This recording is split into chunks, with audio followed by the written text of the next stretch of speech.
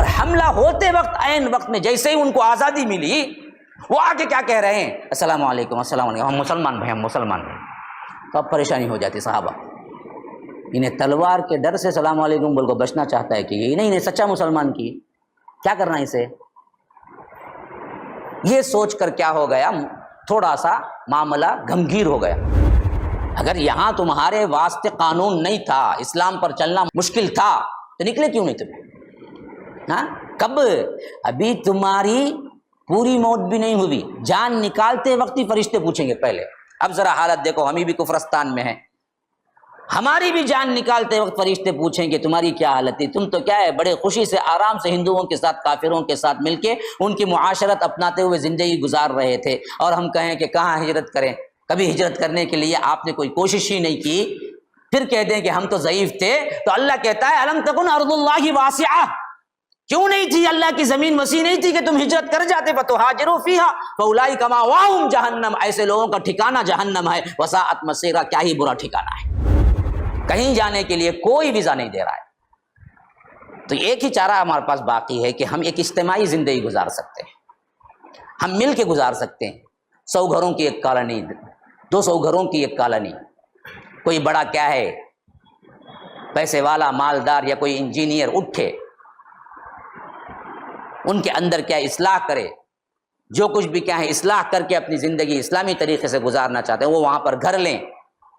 کہیں کی ہزاروں اپنے خواہشیں پہ کروڑوں لٹا رہا ہے، 1-2 گھر کیا ہے وہاں حاصل کر کے وہ کالونی بنا سکتا ہے، شاید ایک عذر کے طور پر کہ کل اللہ پوچھے تو اے اللہ ہم تو نکل کے تو نہیں جا سکتے تھے کہیں، ہمارے پاس پورا کا پورا مسئلہ کیا تھا بنتا، لیکن ایک تھی کہ ہمارے اندر ہم کالونی بنائے، ہم کالونی میں جیے جہاں کچھ نہ کچھ اسلامی طریقے سے کیا ہے آپ کو رولز ریگولیشن فالو کرنا پڑے۔ جیسا کہ بعض حنفیہ نے کیا کیا، اس میں شوشہ چھوڑ کے رکھا ہوا ہے کہ نہیں حالت سفر میں بھی قصر نہیں کرنا ہے۔ اور عجیب بات اس میں، اور ایک عجیب بات کیا ہے، اگر ہم قصر کریں گے تو بھی سنت نوافل ادا کریں گے۔ جی سنت نوافل ادا کرنا تھا تو فرض ہی 4 پڑھ لیتے تھے، نہیں ہمیں؟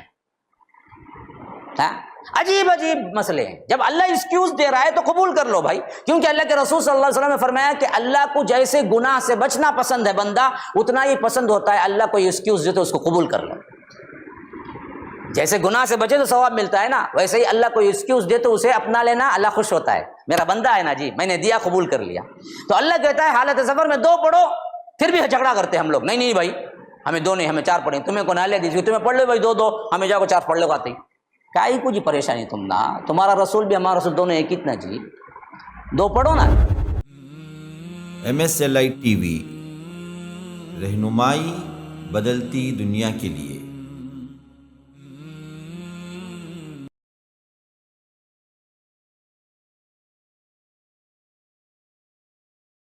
اچھا اب اسی سے ریلیٹڈ جان ہی کے معاملے میں ایک دوسرا مسئلہ اس وقت سب سے اہم ترین کیا تھا؟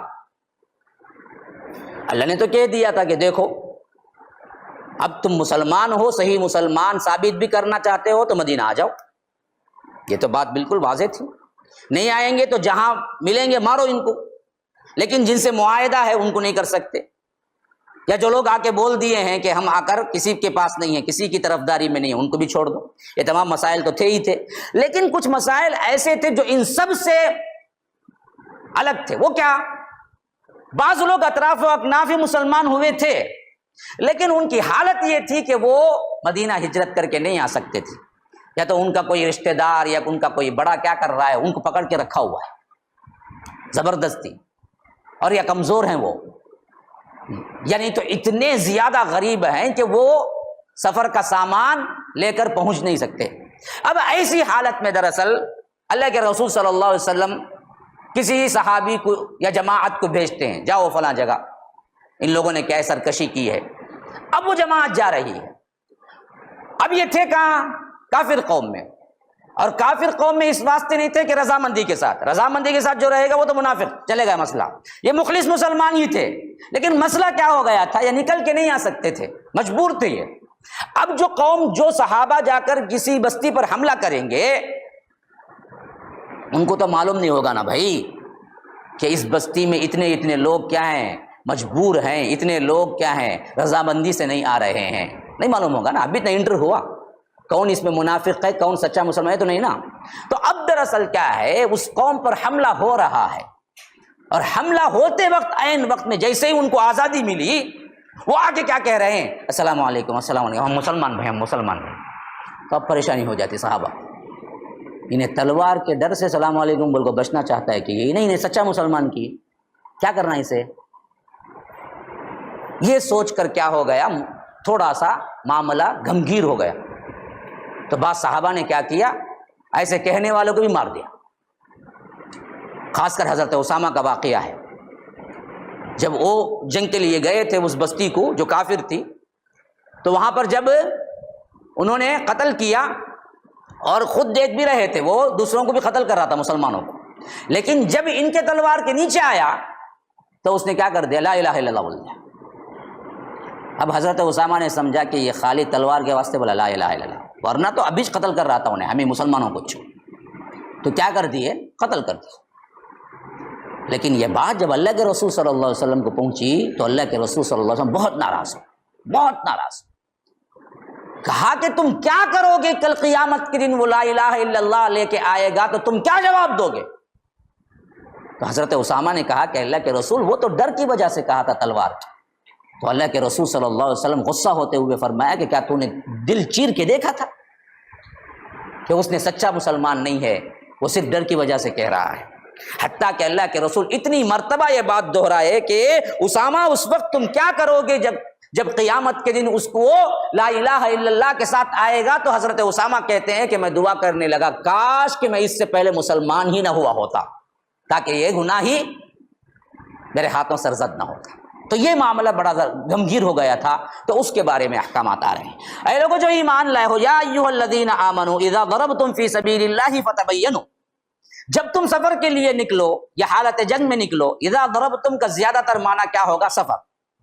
ضربہ کا مطلب ہے مارنا، اور زمین پر مارتے ہوئے نکلو کا مطلب کیا ہے، ہم زمین پہ ایسے چلتے ہیں نا جی، ایسا قدم رکھتے ہیں تو ایک قدم آگے بڑھتے ہیں، اور ایک قدم رکھتے ہیں تو اور ایک قدم، تو اس واسطے ایک محاورہ یہ بن گیا عربی میں، ضربتم فی الارض کا مطلب ہے چلنا یا سفر میں ہونا۔ تو فرمایا کہ اذا ضربتم فی سبیل اللہ، کہ دیکھو تم اگر کیا اللہ کی راہ میں نکلے ہو، جنگ میں ہو یا سفر میں ہو، تو فتبینوا، تحقیق کر لیا کرو کہ کون مسلمان ہے کون کافر ہے، جو بھی آئے اس کو قتل نہ کر دو۔ ولا تقولوا لمن القى الیکم السلام لست مؤمنا، اگر کوئی آئے اور کہے، وہ صلح کی طرف ہاتھ بڑھائے، کہے کہ میں مسلمان ہوں، السلام علیکم بولے یا نہیں، تو کیا ہے، کوئی نہ کوئی لفظ استعمال کرے، یا اللہ اکبر کہہ دے یا اذان دے دے، تو فوراً تم یہ نہ کہہ دو کہ تم مومن نہیں ہو، ڈر کی وجہ سے کہہ رہے لست مؤمنا، جیسا حضرت اسامہ کے ساتھ ہو گیا تھا۔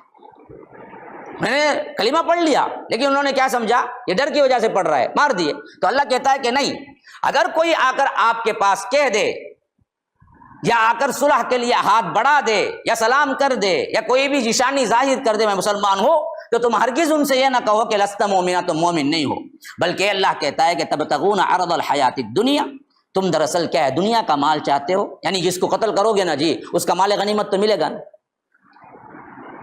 تو اس واسطے دراصل کیا ہے، اس بیچارے کو قتل نہ کر دو۔ فعند اللہ مغانم کثیرہ، اگر تم غنائم ہی چاہتے ہو، مال غنیمت ہی چاہتے ہو، تو اللہ کے پاس بہت مال غنیمت پڑا ہوا ہے جو اللہ تم کو دے گا۔ اس واسطے تم احتیاط کرو جب سفر میں اللہ کی راہ میں نکلتے ہو، جہاد میں ہو تو۔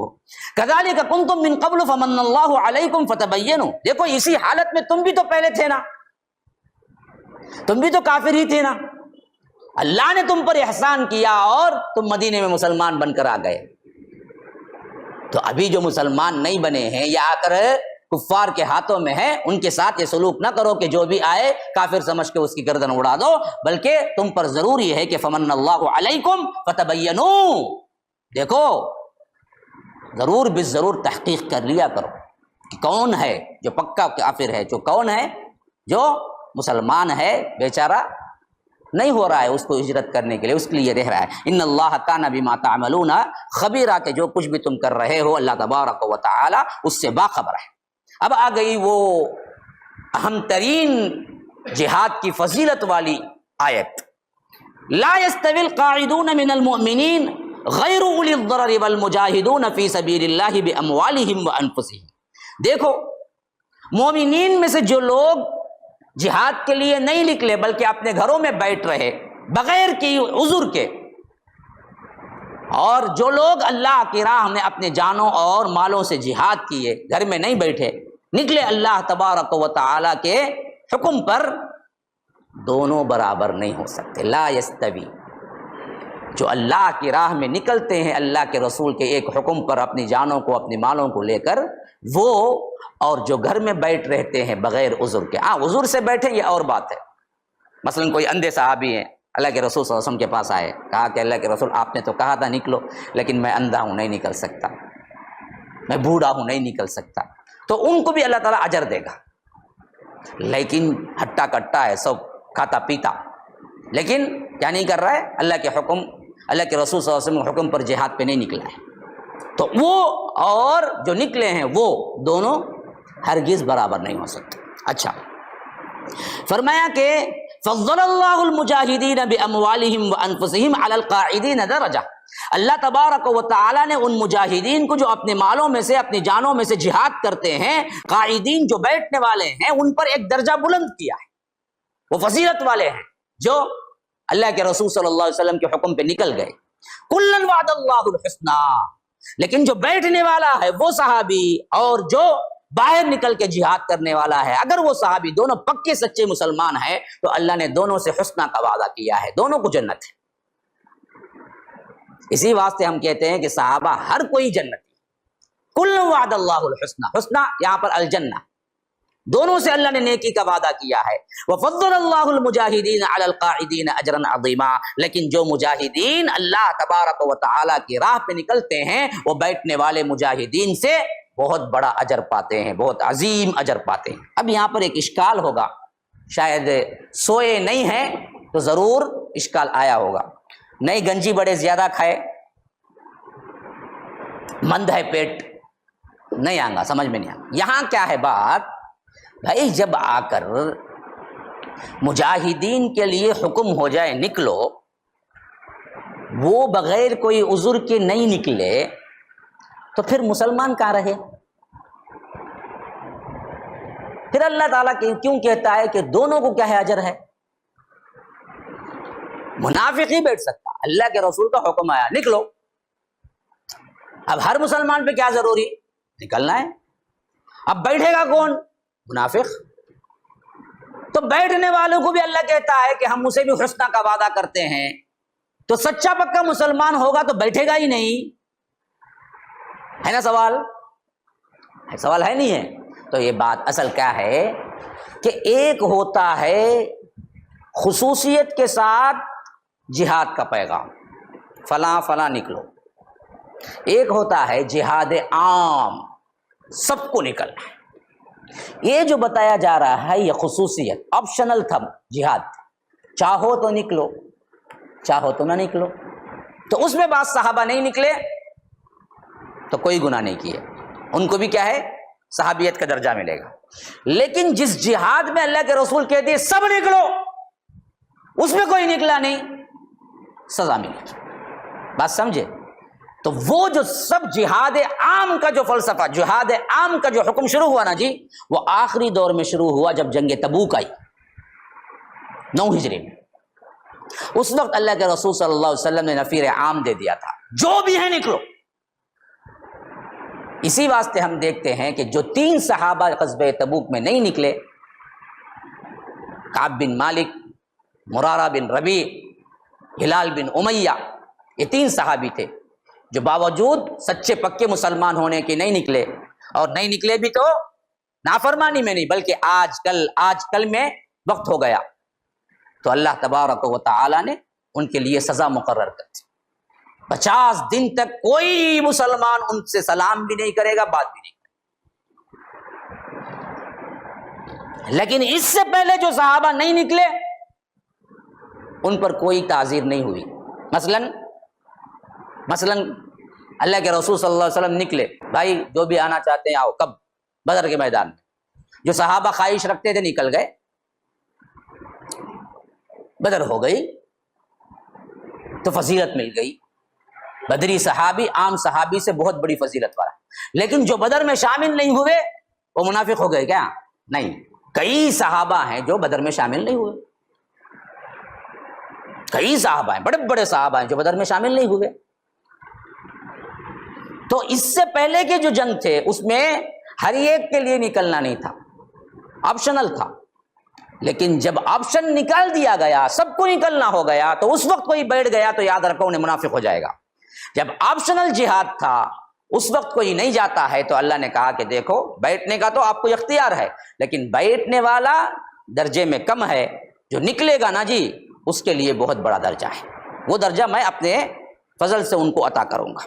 اچھا، درجات منہ مغفرۃ و رحمہ، اللہ تبارک و تعالی کے پاس ان کے لیے درجات ہیں، مغفرت اور رحمت ہے، یعنی جو نکلتے ہیں نا جی، جو نہیں نکلتے ہیں، ان دونوں کے درمیان بھی درجات ہیں، ان کی بلندی کہاں ہے، ان کی بلندی کہاں ہے، لیکن اس کے علاوہ بھی جو نکلتے ہیں نا ان شہداء میں بھی درجہ بندی ہے۔ ہاں، حضرت حمزہ کو اللہ کے رسول نے کہا کہ سید الشہداء، پورے شہیدوں کے سردار ہیں، تو شہیدوں کے بھی درجے ہیں، سب کو ایک درجات من وکان اللہ غفور الرحیم، کہ اللہ تبارک و تعالی معاف کرنے والا، بڑا غفور بھی ہے اور بڑا رحیم بھی ہے۔ اب یہ آیت سب سے سخت ترین آیت ہے ہجرت نہیں کرنے والوں کے لیے، اور آج ہم کو بھی کیا ہے اس آیت کے پتہ منظر میں 1-2 منٹ کو تو ضرور سوچ لینا چاہیے کہ ہمارا حال کیا ہوگا اگر ہمارے اندر یہ نیت نہیں ہے۔ فرمایا کہ ان الذین توفاہم الملائکہ، بے شک جن لوگوں کی روحیں قبض کرتے ہیں ملائکہ، موت کا وقت جن کو آ جاتا ہے، ملک الموت جب روح قبض کرتا ہے، توفاہم الملائکہ ظالمی انفسہم، ایسے حالت میں وہ رہتے ہیں کہ اپنے نفسوں پر ظلم کر رہے ہوتے ہیں، اپنے نفسوں پر ظلم کر رہے ہوتے ہیں، یعنی گناہ کر رہے ہوتے ہیں۔ کیا گناہ ہوتا ہے وہ؟ ابھی آیات جو آگے آ رہی ہے وہ گناہ میں ہوتے ہیں، یعنی ظلم کر رہے ہیں کا مطلب شراب پی لے کو تھے، زنا کر لے کو تھے، اس ٹائم پہ کیا ہے موت آ گئی، وہ مطلب نہیں۔ کیا ہے اصل؟ فرمایا کہ قالوا فیما کنتم، ملک الموت ابھی تمہیں گئے بھی نہیں یہاں دنیا سے، خالی روح قبض کرنے آئے ہیں، لیکن ہجرت کرنا نہیں، سو کافر ملک میں ہیں، تو فرشتہ فوراً پوچھے گا تم کو جان نکالتے وقت ہی، قالوا فیما کنتم، کہاں جی ہیں تمہیں کی گئی نہیں مدینہ، قالوا فیما کنتم، کیوں نہیں ہجرت کی، کس حال میں ہو تم؟ اب وہ بندہ جس کی روح قبض کی جا رہی ہے وہ کیا ہے، گویا کہ منت سماجت کر رہا ہے ملک فرشتے کے پاس، کیا کہہ رہا ہے؟ قالوا كنا مستضعفين في الارض، ہم زمین میں کمزور بنا دیے گئے تھے، اس واسطے ہم نہیں کر سکے ہجرت، ہم یہیں رہ گئے کافروں کے ساتھ۔ تو فرشتہ جواب دے گا، ملک الموت جواب دے گا، قالوا الم تکن ارض اللہ واسعۃ فتہاجروا فیہا، کہ اللہ کی سرزمین وسیع نہیں تھی کہ تم ہجرت کر جاتے؟ کیوں تھے یہاں پر؟ کافر ملک میں تھے کیوں؟ اگر یہاں تمہارے واسطے قانون نہیں تھا، اسلام پر چلنا مشکل نہیں تھا، مشکل تھا، تو نکلے کیوں نہیں تمہیں؟ ہاں، کب؟ ابھی تمہاری پوری موت بھی نہیں ہوئی، جان نکالتے وقت ہی فرشتے پوچھیں گے پہلے۔ اب ذرا حالت دیکھو، ہمیں بھی کفرستان میں ہیں، ہماری بھی جان نکالتے وقت فرشتے پوچھیں گے تمہاری کیا حالت تھی، تم تو کیا ہے بڑے خوشی سے آرام سے ہندوؤں کے ساتھ کافروں کے ساتھ مل کے ان کی معاشرت اپناتے ہوئے زندگی گزار رہے تھے، اور ہم کہیں کہ کہاں ہجرت کریں، کبھی ہجرت کرنے کے لیے آپ نے کوئی کوشش ہی نہیں کی، پھر کہہ دیں کہ ہم تو ضعیف تھے۔ تو اللہ کہتا ہے الم تکن ارض اللہ واسعہ، کیوں نہیں تھی اللہ کی زمین وسیع نہیں تھی کہ تم ہجرت کر جاتے؟ فتہاجروا فیہا فاولئک مأواہم جہنم، ایسے لوگوں کا ٹھکانہ جہنم ہے، وساءت مصیرا، کیا ہی برا ٹھکانہ ہے۔ اب اس آیت کے پس منظر میں ذرا دیکھ لو ہماری کیا حالت ہونے والی ہے۔ اگر ہمارے بڑے سوچتے، جب آزادی ملی اسی وقت سمجھتے کہ ہم کو تو کیا ہے کسی نہ کسی ملک میں جہاں مسلمان ہیں، قانون ہے، یعنی تو ہم اپنی سوسائٹی بنا کے جئیں گے تاکہ اس کے اندر کم از کم ہم اسلام کے جو اہم ترین ارکان ہیں، جو اجتماعی ارکان ہیں، وہ تو کر سکیں گے، تو آج اس حالت میں نہیں ہوتے۔ لیکن نہ وہ سوچے نہ ہم سوچیں، آج بھی ہم کیا ہیں، بالکل کمزور بنا کے ہیں، بس رسمن ہو گئی نماز، روزہ، حج، زکوٰۃ، اس کی تو اجازت ہے، بقیہ اسلام کے نافذ ہونے کی کوئی اجازت ہی نہیں ہے ہم پر، اور ہم سمجھتے ہیں کہ بہت اللہ والے ہیں، اور ایسے رہتے ہوئے نہ تبلیغ کا کام کیے، نہ اصلاح کا کام کیے، نہ اسلام پہنچائے، بس اپنے آپ میں مگن رہے، بیوی بچوں میں مگن رہے، تو کیا فرشتہ نہیں پوچھے گا بدبخت ایک تو تھا کافر ملک میں، اس کے علاوہ اسلام کی دعوت بھی کچھ نہیں کیا، کہاں جاؤں گے؟ کیا منہ لے کے اللہ کے پاس جائیں گے؟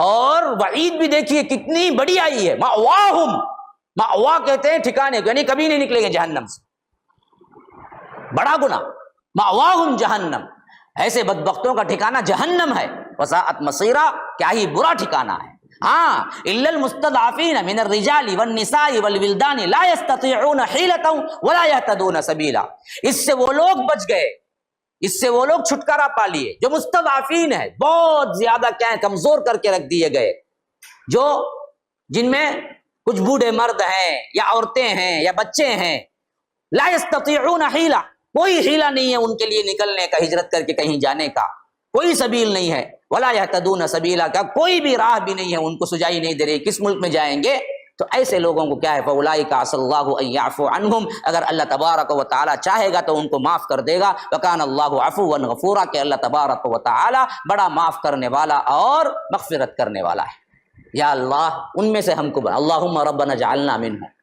شاید ہم انہی میں سے ہیں، کیا کریں گے؟ چاہ کے بھی کچھ نہیں کر سکتے، جائیں گے بھی تو کہاں جائیں گے؟ کون ویزا دے رہا ہے؟ ویزا پاسپورٹ کا ایسا سسٹم بنا دیا پوری دنیا میں بدبخت نے، یہودی چال نے، تم کسی مسلم کنٹری میں بھی جا کے نہیں رہ سکتے، وہاں جانے کے لیے بھی تمہارے واسطے ویزا چاہیے۔ گویا کہ کیا ہے ہماری طرف اشارہ کر کے یہ استثناء رکھ دیا گیا قیامت تک کے لیے کہ دیکھو اگر یہ مجبوری کی حالت میں مرد عورت رہ جاتے ہیں، بچے رہ جاتے ہیں، کوشش تو ہے، دل میں چاہت بھی ہے کہ کہیں مل جائے تو ہم چلے جائیں، لیکن کچھ ملتا نہیں ہے، کہیں بھی کوئی راستہ نہیں ملتا ہے، تو شاید یہ نہیں کہا کہ ہم ان کو معاف کر دیں گے، یہ نہیں کہا، عسى اللہ، شاید کہ معاف کر دیے جائیں گے، گارنٹی نہیں دی، تو روتے رہنا چاہیے، اے اللہ ہم جو کافر ملک میں ہیں یہ خود ایک گناہ ہے، اللہ تو معاف کر، ہم تیرے دین کی خدمت کرتے رہیں گے، جب تک زندگی رہے تیرے دین کے لیے لگے رہیں گے، تب کہیں جا کے اللہ معاف بھی کر دے کہ چلو تم کافر ملک میں تھے لیکن تم تڑپتے تھے اسلام کے لیے، تم جیتے تھے اسلام کے لیے، تم اسلام کے لیے مرتے تھے، تمہارے اندر اسلام کا جذبہ تھا، چلو ان کو معاف کرو، شاید اللہ تبارک و تعالیٰ کو رحم آ جائے۔ لیکن لاپرواہی کے ساتھ سمجھ کر کیا ہے، یہی ہمارا ملک سمجھ کر کیا کرنا ہے، پورے دین کو بھول کر جیسے چاہے ویسے زندگی گزارنا، یاد رکھو کہیں اوپر کی پکڑ میں نہ آ جائیں کہ اولئک مأواہم جہنم، کہ ان کا ٹھکانہ جہنم ہے۔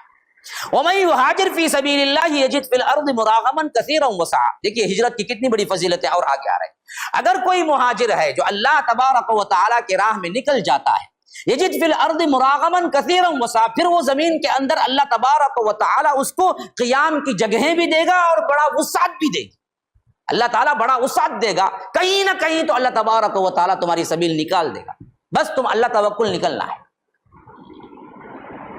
توکل کرو۔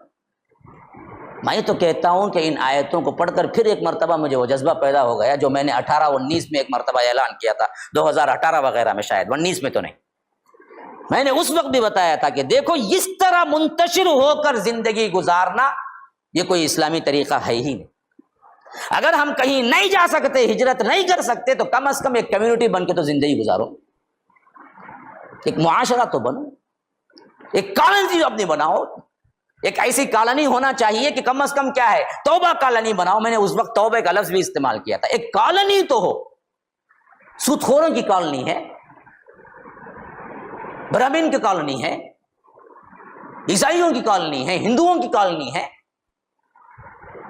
اور ہندوستان کے قانون کے مطابق کالونی بنا کے انسان جی سکتا ہے، قانون کے خلاف ورزی نہیں ہے، تو کم از کم ایک مسلم کمیونٹی کی کالونی تو ہو تاکہ ہم آزادانہ وہاں پر کیا کر سکیں، کم از کم اجتماعی طور پر جو احوال ہیں، جو ہم اسلامی طور پر جو ارکان ہیں اس کو ادا کر سکیں، اس پر تو جڑو تاکہ ہم اللہ تبارک و تعالیٰ کے سامنے پیش کر سکیں، اے اللہ ہم نے انفرادی نہیں اجتماعی زندگی گزاری، 100 گھروں کو اکٹھا کیا، 500 گھروں کو اکٹھا کیا، 10 گھروں کو اکٹھا کیا، ایک چھوٹی سی کیا ہے کالونی بنائی، اس کے اندر کم از کم بے پردہ کوئی نہیں گھومے گی، میوزک نہیں چلے گی، کیبل ٹی وی اندر نہیں آئے گی، اس طرح کے 4-5 شروط رکھ کے تو کیا ہے کم از کم اسلامک ماحول میں تو زندگی تو گزارو کم از کم، کیونکہ ہمارے پاس آج دنیا میں کہیں جانے کا کوئی وسیلہ نہیں، کہیں نہیں، اور کوئی کنٹری نہیں ہے جو بلا رہا ہے ہم کو، کوئی کنٹری نہیں.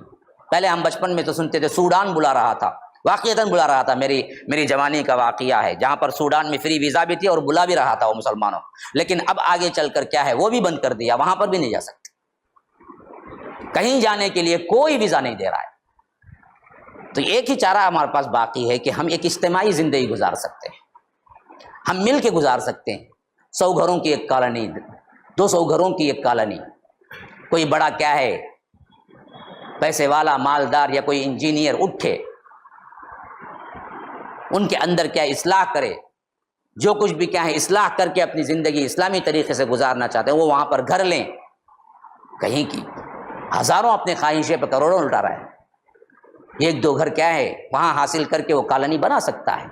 شاید ایک عذر کے طور پر کہ کل اللہ پوچھے تو اے اللہ ہم تو نکل کے تو نہیں جا سکتے تھے کہیں، ہمارے پاس پورا کا پورا مسئلہ کیا تھا بند تھا، لیکن ایک تھی کہ ہمارے اندر ہم کالونی بنائے، ہم کالونی میں جیے جہاں کچھ نہ کچھ اسلامی طریقے سے کیا ہے آپ کو رولز ریگولیشن فالو کرنا پڑے.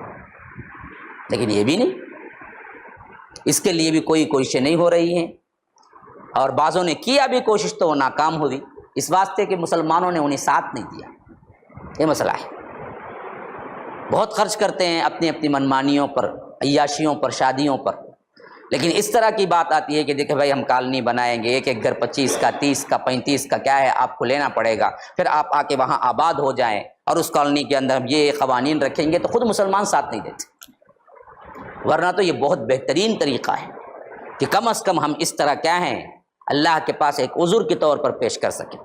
تو فرمایا کہ وَمَن يَخْرُجْ مِن بَيْتِهِ مُهَاجِرًا إِلَى اللَّهِ وَرَسُولِهِ، اور جو کوئی بھی اپنے گھر سے نکلا اس نیت سے کہ ہجرت کرنا ہے اللہ اور اس کے رسول کی طرف، لیکن مدینہ نہیں پہنچا، سفر میں تھا، ثم يدركه الموت، سفر ہی میں موت آ گئی. نیت تو اچھی تھی نا، نیت تو ہجرت کی تھی، لیکن راستے میں کیا ہو گیا، موت آ گئی. فقد وقع اجرہ علی اللہ، ایسے کو بھی اللہ پورا پورا اجر دے گا مہاجر کا، ہجرت کا پورا اجر اسے ملے گا، کیونکہ نیت کر کے نکل چکا تھا نا. تو نیت تو کرو، ہمارے اندر نیت تو ہو کہ ہم اس طرح کے ماحول میں جہاں پر ہر طرف فساد، ظلم اور اللہ کی نافرمانی ہو رہی ہے ہم رہنا نہیں چاہتے. ہم اللہ تبارک و تعالی کی اطاعت میں گزارنا چاہتے ہیں. کیوں نہیں 10 افراد اکٹھا ہو جائیں، کیوں نہیں 100 افراد اکٹھا ہو جائیں اور اپنی جمع پونجی لا کے رکھ دیں کہ دیکھو ہمیں کیا ہے ایک کالونی بنا کے دو، کہو 25 لاکھ میں ہو، کہو 23 لاکھ میں ہو، کہو 50 لاکھ میں ہو، ہم سب 100 گھر بنائیں گے، ایک کالونی کے اندر رہیں گے. آج بھی اس کا موقع ہے، صاف ستھرا ماحول ہو، فضا اچھی ہو، قدرتی نظام ہو، ساتھ میں کیا ہے اللہ تبارک و تعالیٰ کے فضل و کرم سے باحیا نظام ہو، بے پردگی نہ ہو. سٹی بناؤ آپ، کون روکتا ہے؟ اس سلسلے میں نے بڑی تحقیقات کی. وہ جو ابھی قریب میں بنایا ہوا تھا میں نے خود جا کے دیکھا، وہ کیا سٹی ہے جی جو یہ بنایا تھا او ایم آر کی طرف؟ نہیں بھائی، یہ جو کمپنی جو بہت بڑی کمپنی بنائی، آپ کے رشتہ دار بھی بتائے تھے، وہاں جا کے دیکھو.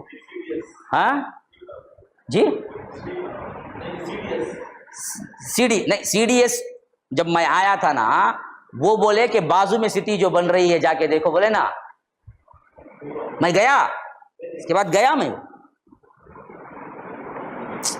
کوئی ملٹی نیشنل کمپنی ہے بھائی جو بنائی تھی اپنی مہندرا، ارے ہاں مہندرا سٹی، اس کے روڈ دیکھو ماشاء اللہ، بہت بہترین کارگری کیا ہے، بہت بہترین کاریگری اپنے اسٹاف کے لیے اور اپنی کمپنی کے جو بھی لوگ ہیں ان کے لیے. ویسی کوئی سٹی ہماری بھی ہو، اگر ملیں گے 50-100 افراد آرام سے بنا سکتے ہیں. اگر عزم رکھیں گے یہ اسلام کے لیے ہونا چاہیے تو اللہ تعالیٰ بھی برکتیں دے گا، ساتھ دے گا. ایک اچھی سٹی بنے گی، ماحول اچھا ملے گا، کہ تنگ گلیوں کا سا ماحول نہیں ہوگا. ان کی بالکنی سے خود کو خود چل جاتا ہوں دوسری بالکنی میں. ہاں ایسوس میں تو ایسے گلیاں ہی باقاعدہ، خالی بالکنی سے بالکنی لگ کو، انہیں لو کر کو لولان نہیں ہوتا، لو کر کو ہنچ جا پڑ جاتا 5 گلی میں. ہاں یہ گھر ہیں، یہ پنجرے ہیں. گھر کی تنگی ایک عذاب ہے بھائی، تنگ گھر ایک عذاب ہے. کیا کیا بولیں گے، اللہ اکبر. تو فرمایا کہ فقط وقع اجرہ علی اللہ، اس کا اجر اللہ تبارک و تعالیٰ کے پاس ہے، وکان اللہ غفور الرحیم، وہ بڑا مغفرت کرنے والا، رحم کرنے والا ہے۔ وَإِذَا ضَرَبْتُمْ فِي الْأَرْضِ فَلَيْسَ عَلَيْكُمْ جُنَاحٌ أَن تَقْصُرُوا مِنَ الصَّلَاةِ، پھر آ گیا وہ اصطلاح جو میں نے بتایا، ضربتم فی الارض، میں نے بتایا نا، ضرب فی الارض کا مطلب ہوگا زمین پہ چلنا یا مسافر ہونا۔ فرمایا کہ وَإِذَا ضَرَبْتُمْ فِي الْأَرْضِ، اب دراصل کیا ہے، سفر کا جب معاملہ ہو گیا تو سفر کے ذرا احکامات بھی ضرورت کے جو تھے وہ یہاں پر بیان کر دیے گئے ہیں کہ دیکھو اگر تم سفر میں ہو، فَلَيْسَ عَلَيْكُمْ جُنَاحٌ أَن تَقْصُرُوا مِنَ الصَّلَاةِ، ایسے وقت میں تم پر کوئی گناہ نہیں کہ تم نماز کو کم کر لیا کرو۔ اب اس معاملے میں بات ذہن میں رکھ لیجئے، صرف وہ نماز کم ہوگی جو 4 رکعت والی ہوگی، 2 رکعت والی نماز یا 3 رکعت والی نماز کم نہیں ہوگی۔ یعنی 2 رکعت فجر اللہ بولا کم کرو، بولو 1 رکعت نہیں پڑھنا، وہ 2 چھڑیں گے۔ اسی طرح مغرب 3 رکعت اللہ بولا کم کرو، بولو 1.5 رکعت نہیں پڑھنا، رکوع میں سے بھاگ کو آگے سر کا ہونچ۔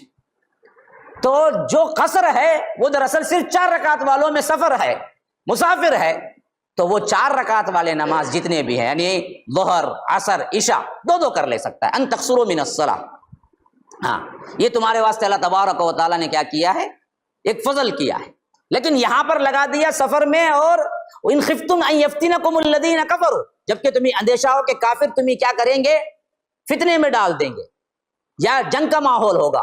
ان الکافرین کانوا لکم عدوا مبینا، کہ بے شک یاد رکھو کافر جو ہے نا وہ تمہارے لیے کھلے دشمن ہے۔ اب دیکھیے قصر کی شرط دراصل اوپر جو اس آیت میں بیان ہو رہی ہے اس میں دراصل 2 شروط بیان ہو رہے ہیں۔ ایک تو کیا ہے جی، سفر میں ہونا، اور سفر میں کب ہونا، جب خوف ہو، جنگ کی حالت ہو، کون کب حملہ کرے گا معلوم نہیں ہو، ایسے وقت میں اللہ کیا بولا،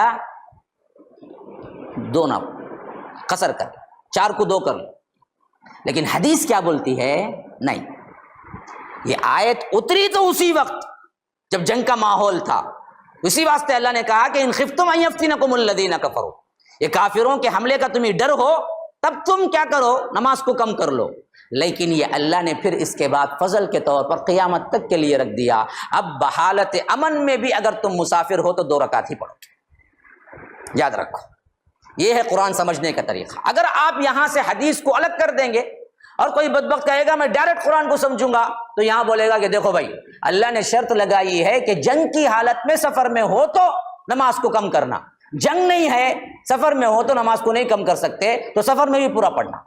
جبکہ اس آیت کے ضمن میں حضرت عمر کہتے ہیں کہ میں نے خود پوچھا اللہ کے رسول صلی اللہ علیہ وسلم سے، کیونکہ صحابہ حضرت عمر سے ان کے دور خلافت میں پوچھے کہ کیا اب ہم بھی سفر قصر کریں، جبکہ آپ کی خلافت ہے امن والی خلافت، ایسی خلافت، اتنا امن، حضرت عمر جیسی شخصیت خلیفہ ہیں، تو اللہ کہتا ہے ان خفتم ان یفتنکم الذین کفروا، جنگ کی حالت میں تم قصر کرو، تو اب تو جنگ کی کوئی حالت نہیں ہے، مکہ مدینہ امن کا گہوارہ ہو گیا اور آپ خلیفہ ہیں، تو کیا اب بھی ہم کیا کریں، قصر کریں؟ تو حضرت عمر نے کہا کہ دیکھو جو سوال تم نے کیا ہے وہی سوال میں نے اللہ کے رسول صلی اللہ علیہ وسلم سے کیا تھا، کہ اللہ کے رسول جو اللہ کہتا ہے کہ خوف کی حالت میں قصر کرو، تو اب تو خوف نہیں ہے، فتح مکہ کے بعد تو پورا امن ہو گیا تھا، تو اب بھی ہم کیا ہیں سفر میں قصر کریں؟ تو اللہ کے رسول صلی اللہ علیہ وسلم نے فرمایا کہ ہاں عمر، یہ اللہ کی طرف سے تم پر ایک بہت بڑی مہربانی، تحفہ ہے، ایکسکیوز ہے، اب تم امن کے دور میں بھی تم کیا ہے اگر سفر پہ ہو تو قصر کر سکتے، اس میں کوئی حرج نہیں۔ جیسا کہ بعض حنفیہ نے کیا کیا، اس میں شوشہ چھوڑ کے رکھا ہوا ہے کہ نہیں حالت سفر میں بھی قصر نہیں کرنا ہے۔ اور عجیب بات اس میں، اور ایک عجیب بات کیا ہے، اگر ہم قصر کریں گے تو بھی سنت نوافل ادا کریں گے، جی سنت نوافل ادا کرنا تھا تو فرض ہی 4 پڑھ لیتے تھے نہیں ہمیں، ہاں عجیب مسئلے ہیں۔ جب اللہ ایکسکیوز دے رہا ہے تو قبول کر لو بھائی، کیونکہ اللہ کے رسول صلی اللہ علیہ وسلم نے فرمایا کہ اللہ کو جیسے گناہ سے بچنا پسند ہے بندہ، اتنا ہی پسند ہوتا ہے اللہ کو ایکسکیوز دے تو اس کو قبول کر لو۔ جیسے گناہ سے بچے تو ثواب ملتا ہے نا، ویسے ہی اللہ کو ایکسکیوز دے تو اسے اپنا لینا اللہ خوش ہوتا ہے، میرا بندہ ہے نا جی، میں نے دیا قبول کر لیا۔ تو اللہ کہتا ہے حالت سفر میں 2 پڑھو، پھر بھی جھگڑا کرتے ہم لوگ، نہیں بھائی ہمیں 2 نہیں، ہمیں 4 پڑھیں، تمہیں کو نہ لے دیجیے، تمہیں پڑھ لو بھائی 2 ہمیں جا کو 4 پڑھ لو آتے ہی، کیا ہی کچھ پریشانی تم نا، تمہارا رسول بھی ہمارا رسول دونوں ایک ہی نا جی، 2 پڑھو نا، کوئی مسئلہ نہیں ہے۔ یہ حالت سفر کے لیے خاص نہیں تھا، اللہ نے رحم کر دیا بعد میں۔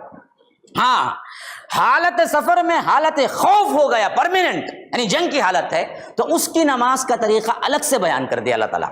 جنگ میں نماز کیسے پڑھنا وہ آ رہی ہے آیت آگے، وَإِذَا كُنْتَ فِيهِمْ فَأَقَمْتَ لَهُمُ الصَّلَاةَ۔ دیکھو اے اللہ کے رسول صلی اللہ علیہ وسلم، آپ ان میں ہوں، یعنی کسی غزوے میں اللہ کے رسول موجود ہوں اور جنگ کی حالت ہے اور نماز کا وقت آ جائے، فَلْتَقُمْ طَائِفَةٌ مِّنْهُمْ مَعَكَ وَلْيَأْخُذُوا أَسْلِحَتَهُمْ، کہ تمہارے ساتھ ایک جماعت کھڑی ہو جائے اور ساتھ میں اپنے ہتھیار لے کر نماز پڑھے۔ اب یہ حالت خوف کی نماز ہے، حالت جنگ کی نماز ہے۔ وہ کیسے جی؟ اس میں اللہ نے گویا کہ بتا دیا، كُنْتَ فِيهِمْ، اس غزوے میں آپ ہیں ساتھ میں۔ اب جب اللہ کے رسول ہو جائیں گے نا جی، ہر گروہ کیا چاہے گا؟ اللہ کے رسول کے پیچھے نماز پڑھے۔ یہ نہیں ہو سکتا نا بھائی، اب اللہ کے رسول ساتھ میں ہیں، دو جماعتیں بنا لیں گے، ایک جماعت اللہ کے رسول کے ساتھ پڑھے گی، ایک جماعت لڑائی کر رہی ہوگی، پھر وہ جماعت آ جائے گی تو ابو بکر پڑھا دیں گے اور اللہ کے رسول کے ساتھ پڑھی ہوئی جماعت جنگ کر رہی ہوگی، ہو سکتا تھا۔ لیکن اللہ کے رسول ہیں تو ہر کوئی جماعت کیا چاہے گی؟ اللہ کے رسول کے پیچھے ہی پڑے۔ تو اس واسطے طریقہ کار ہی بدل دیا گیا، فرمایا کہ دیکھو اگر تم حالت جنگ میں ہو اور اس میں اللہ کے رسول صلی اللہ علیہ وسلم موجود ہو تو فرمایا کہ فَلْتَقُمْ طَائِفَةٌ مِّنْهُمْ مَعَكَ وَلْيَأْخُذُوا أَسْلِحَتَهُمْ، کہ پیچھے جو سب کھڑی ہوگی، جماعت کھڑی ہوگی، ایک جماعت لڑ رہی ہوگی، ایک جماعت اس میں سے کٹ کے آ کے اللہ کے رسول صلی اللہ علیہ وسلم کے پیچھے جماعت شروع کر دی گی اور اپنا اسلحہ، اپنا تلوار، اپنی کیا ہے، اپنا نیزہ، جو کچھ بھی رکھنا ہے وہ نکال کے نماز کے لیے نہیں رکھیں گے، بلکہ وہ ہاتھ میں لے کر ہی نماز پڑھیں گے، کیونکہ نماز میں بھی حملہ ہو جا سکتا ہے، اس واسطے وہ اسلحے کو اٹھا کے پڑھیں گے۔ لیکن فَإِذَا سَجَدُوا فَلْيَكُونُوا مِنْ وَرَائِكُمْ، اب تم سجدہ کر لو تو پھر اس کے بعد تمہاری حالت کیا ہو جائے گی؟ پلٹ جائیں گے اور وَلْتَأْتِ طَائِفَةٌ أُخْرَى، جو جماعت جنگ کر رہی ہے وہ آ کے شامل ہو جائے۔ فَلْيُصَلُّوا، پھر وہ نماز پڑھے، لم یصلوا فلیصلوا، جو نماز نہیں پڑھی ہے وہ جماعت آ جائے پھر وہ نماز پڑھیں، معک ولیأخذوا حذرهم واسلحتهم، ان کے لیے بھی چاہیے کہ وہ لوگ بھی کیا کریں؟ جنگ کا سامان، جنگی سامان اور ہتھیار اپنے ساتھ رکھیں۔ وَدَّ الَّذِينَ كَفَرُوا لَوْ تَغْفُلُونَ عَنْ أَسْلِحَتِكُمْ وَأَمْتِعَتِكُمْ فَيَمِيلُونَ عَلَيْكُمْ مَيْلَةً وَاحِدَةً، کافروں کی تو خواہش یہ ہے کہ آپ ذرا سا، صحابہ تم لوگ ذرا سا غفلت برتو اپنے اسلحہ سے، اپنے ہتھیاروں سے، اپنی تلواروں سے، تو وہ لوگ چاہتے ہیں کہ اپنے سامان سے، وَأَمْتِعَتِكُمْ، اپنے سامان سے، اپنے اسلحہ سے، اپنی تلوار سے ذرا بھی غافل ہو جاؤ تو فَيَمِيلُونَ عَلَيْكُمْ مَيْلَةً وَاحِدَةً، وہ ایک دم تو ان پر ٹوٹ پڑے۔ وَلَا جُنَاحَ عَلَيْكُمْ إِن كَانَ بِكُمْ أَذًى مِّن مَطَرٍ، ہاں اس پر کوئی گناہ نہیں ہے جب تم حالت سفر میں بھی ہو، جنگ میں بھی ہو اور ساتھ ساتھ بارش بھی پڑ رہی ہو، أَذًى مِّن مَطَرٍ، بارش کی وجہ سے بھی پریشان ہو، او کنتم مرضى، یا تمہارے لیے کوئی کیا ہے؟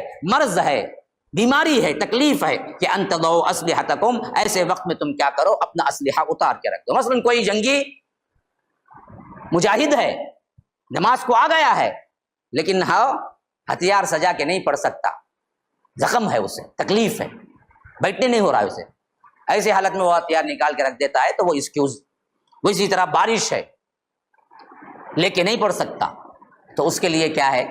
وہ بھی ایکسکیوز ہے، وہ اسلحہ نکال کے رکھ سکتا ہے، ورنہ تو اسلحے کے ساتھ جو ویپنس ہیں اس کے ساتھ نماز پڑھو۔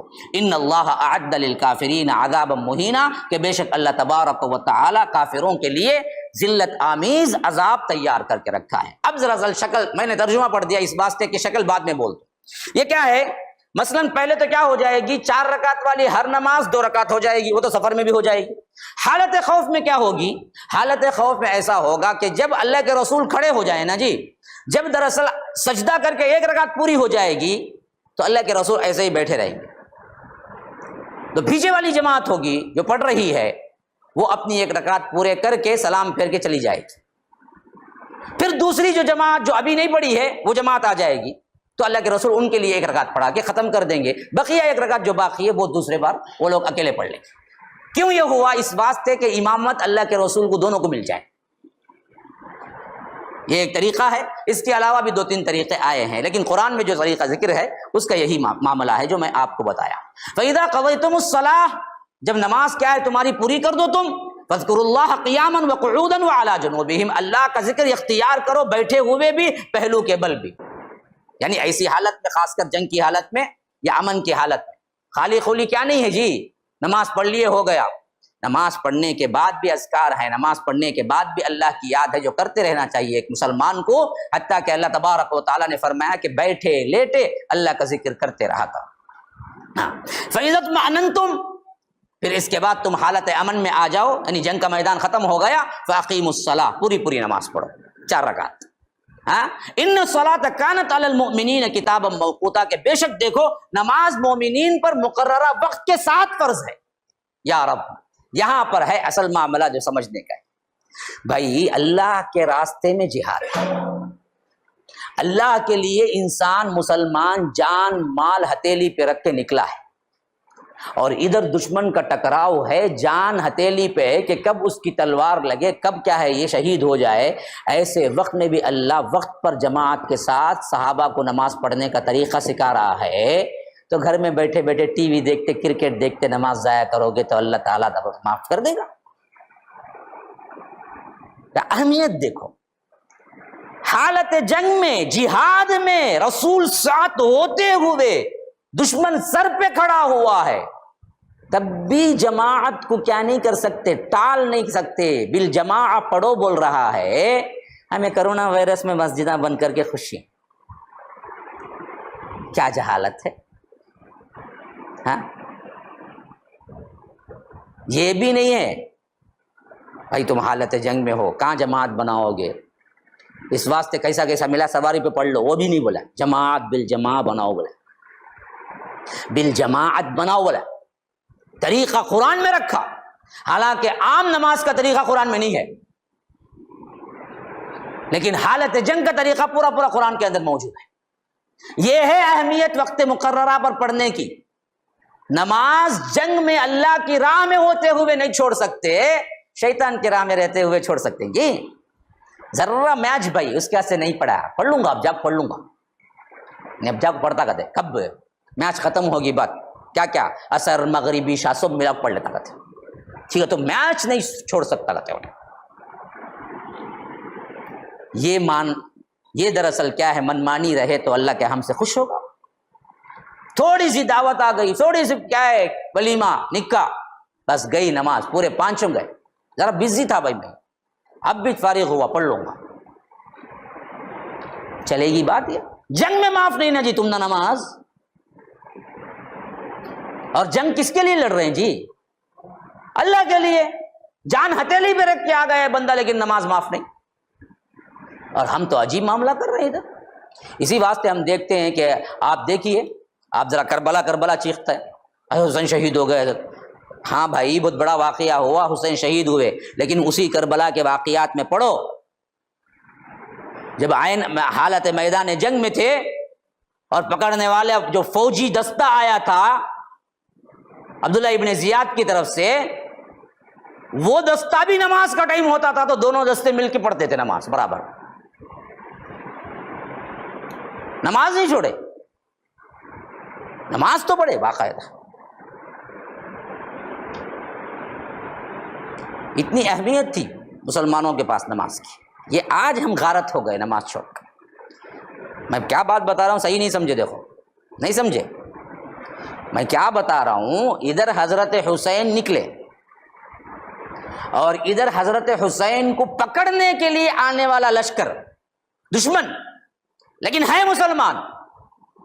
جب نماز کا وقت آتا تھا دونوں لشکر مل کے پڑھتے تھے نماز نہیں چھوڑ سکتے تھے. یہ تھا نماز کی اہمیت.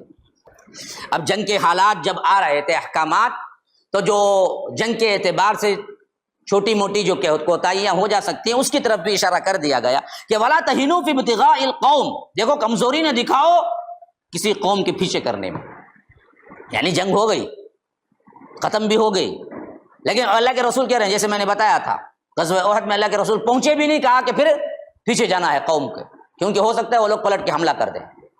حالانکہ ابھی جنگ لڑکے کمزور ہو کے آئے ہوئے تھے, لیکن یہ پیچھے جانے میں سستی نہ کرو, کیونکہ اگر تھوڑی سی سستی بھی ان لوگوں کو معلوم ہو گئی نا وہ حملہ کر دے گی. تو فرمایا کہ وَلَا تَهِنُوا فِي ابْتِغَاءِ الْقَوْمِ, دیکھو پیچھا کرنے میں تعقب کرنے میں دشمنوں کے تم کمزوری نہ دکھاؤ. ان تکونوا تعلمون فإنهم يعلمون كما تعلمون, اگر تم کو کوئی الم پہنچا ہے، کوئی درد پہنچا ہے، فإنہم یعلمون کما تعلمون، جیسا درد تم کو پہنچا ہے ویسا درد ان کو بھی پہنچا ہے۔ غزوہ احد میں آپ لوگ 70 شہید ہوئے ہیں، تو غزوہ بدر میں وہ بھی کیا ہے، 70 مرے۔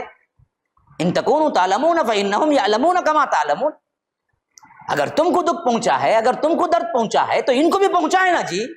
یہ باطل پہ ہوتے ہوئے درد برداشت کر کے پھر آتے ہیں، تو ہم حق پہ ہوتے ہوئے کیوں نہیں جانا؟ وَتَرْجُونَ مِنَ اللَّهِ مَا لَا يَرْجُونَ، اور ایک بیوٹی یہ ہے کہ تمہارے پاس وہ سب امیدیں ہیں جو ان کے لیے نہیں ہیں۔ تم مرو گے، تم شہید کہلاؤ گے، اور تمہارے لیے اللہ امیدیں دلاتا ہے کہ ہم تمہیں جنت دیں گے۔ کافر مریں گے تو ان کے لیے کیا امید ہے؟ تو اس لیے فرمایا کہ رجا یرجو کا مطلب امید رکھنا، وَتَرْجُونَ مِنَ اللَّهِ مَا لَا يَرْجُونَ، کہ تمہارے لیے وہ سب امیدیں ہیں جو ان کے لیے نہیں ہیں۔ وَكَانَ اللَّهُ عَلِيمًا حَكِيمًا، کہ اللہ تبارک و تعالی علم رکھنے والا اور حکمت والا ہے۔